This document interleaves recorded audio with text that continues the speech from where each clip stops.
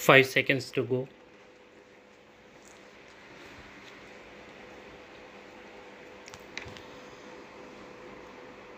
Start. Foreign policy cannot be divorced from a country's internal policy. Any country, any government, any political party must decide what it believes, conviction or belief.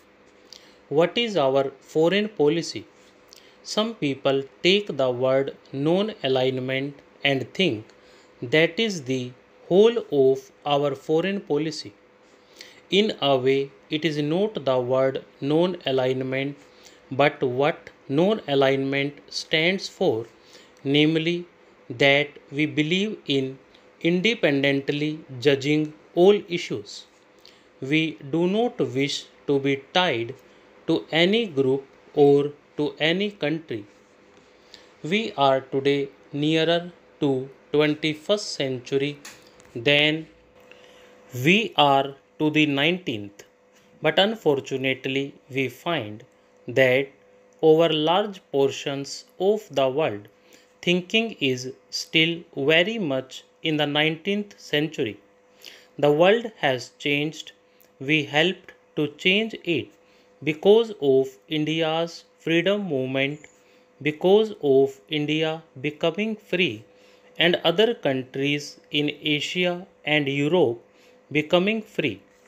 This has been the greatest change in the world, although it was obvious to us that we would become free and that our freedom would lead to the freedom of other countries. This process came somewhat as a shock to the colonial powers. For some time they seemed to be stunned by that shock, but it has not taken long for them to recover.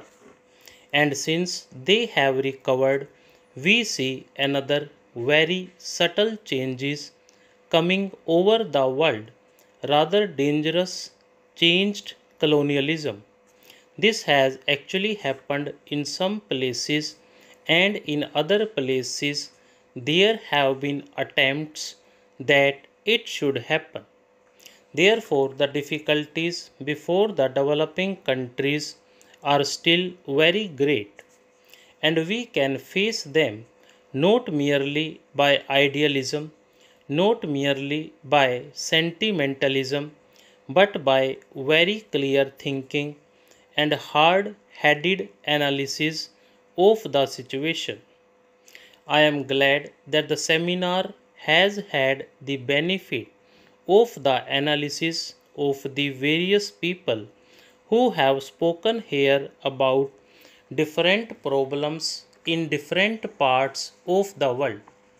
I am told there were certain criticisms.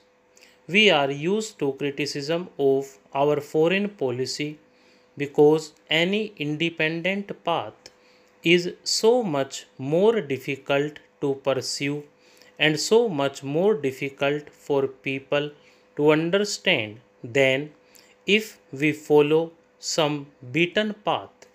There are those who say that non alignment has not served our purpose or it has not been a success.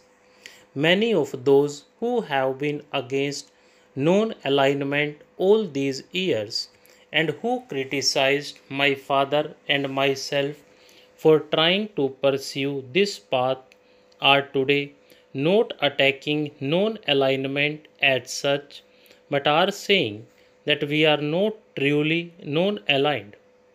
The great attack today, the greatest weapon which is used against foreign policy, is to say that in effect we are following the Soviet line. Perhaps they think their saying so will frighten us into trying to give up our friendship with the Soviet people. Perhaps they merely think that they will be able to blow up the image of independence which we have amongst our own people and amongst the world. Let us very clear that regardless of what our big newspapers say here, the image of India is very clear outside. It is not an image of a country which follows any group or country. It is an image of a country standing or trying to stand squarely on its own feet. It does not mean that they always think we are right. Many of the countries think that we make mistakes, and on many occasions we go wrong. On all the occasions when we seem to support the Western countries, it is the Eastern group which says we have gone wrong or we have not been strong enough. On those occasions when we have supported the Soviet people, or more likely the African Asian countries, the Western world thinks we have gone wrong. On one occasion, the American ambassador complained to me that we had supported the Soviet Union on more occasions in the United Nations than we had supported other countries. I said, let us look at each occasion. I did not have details with me there, and then, because this remark was made at a party, but I said, if you look at the occasions on which we have seemed to side with the Soviet Union, what do you find? Were they not issues in which India and the developing countries were vitally interested?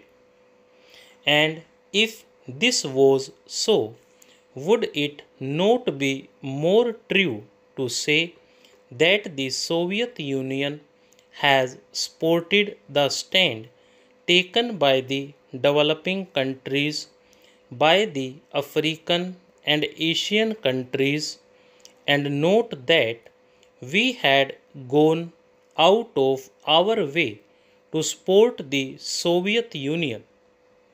Afterwards, I put this question to the Ministry of External Affairs, and actually, when we counted up, we found that it was not even true to say that we had voted with the Soviet Union on more occasions than we had voted with the other countries of the Western Bloc. Stop.